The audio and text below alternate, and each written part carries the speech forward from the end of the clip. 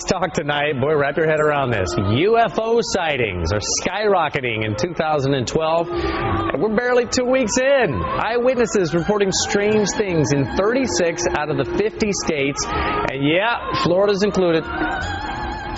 We are joined on the phone right now, Peter Davenport from he's the director of the UFO Center there in Washington. Peter, let me tell you something. Everybody's got a cell phone camera these days. I'm imagining if you're having a lot of sightings, you're getting some pretty good pictures.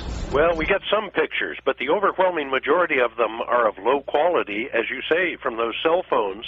What we encourage people to do if they see what they think may be a UFO is try to get a good camera, stabilize the camera no matter what they're using, and try to get a good still photo of it. Peter, why do you think you're getting so many this early in the year? Is it because it's 2012 and you got everybody going, oh, it's the Mayan calendar?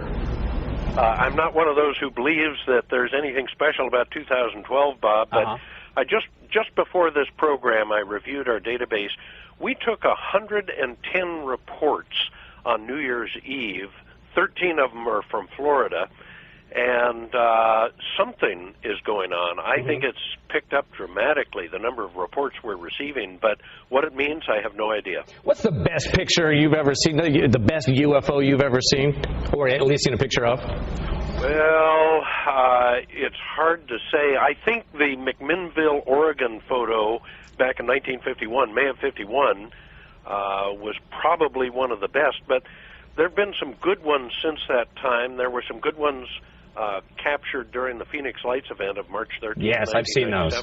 Those are terrific. Do you think this is going to continue throughout 2012? You think there's maybe something special going on right now? I have no idea, but I appear to be one of only very few UFO investigators who cannot see the future events clearly. I just don't know what's going to happen, Bob, and I'm trained as a hard scientist, so I wait for the data to come in and I make judgment on that. So you're not a paranormal scientist. You're not a ghostbuster or anything like that. You just wait for the hard evidence. I wait for good, solid eyewitness accounts from credible American citizens or citizens from around the world, and I look at what I've collected and try to make a decision on that. Peter, I've always wished that I could see a UFO. Have you ever in your life seen one?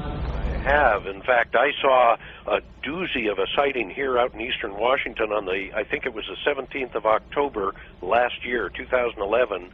I was out for a walk on our local golf course and saw something go over at 6:42 p.m.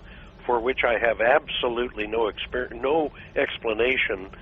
I've been a commercial pilot for the last 33 years, and I've never seen anything like that. No kidding.